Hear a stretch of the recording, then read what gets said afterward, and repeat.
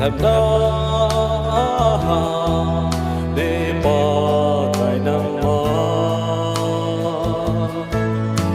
cả đâu dấu thế na đi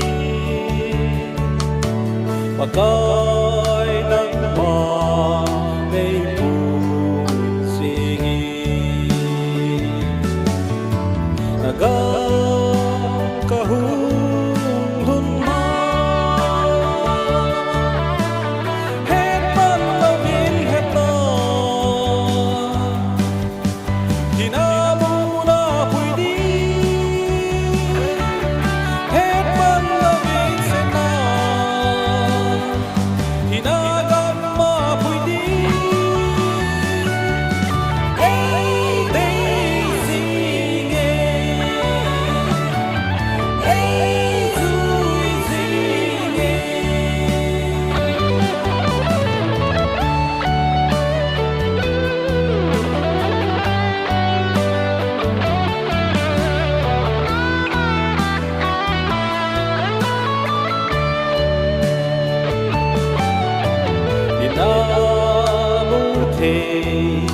giang hè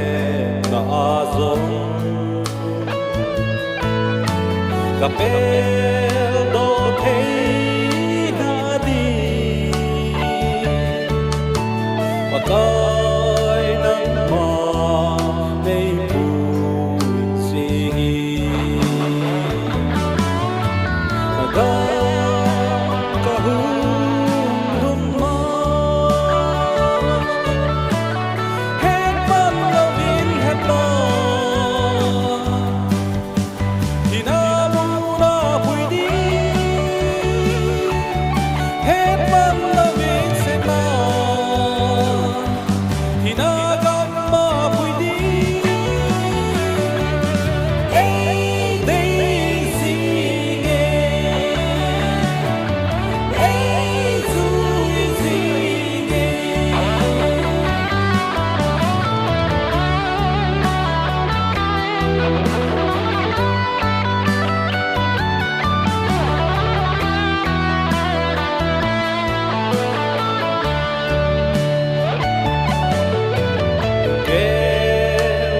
hú na hẹp na rộng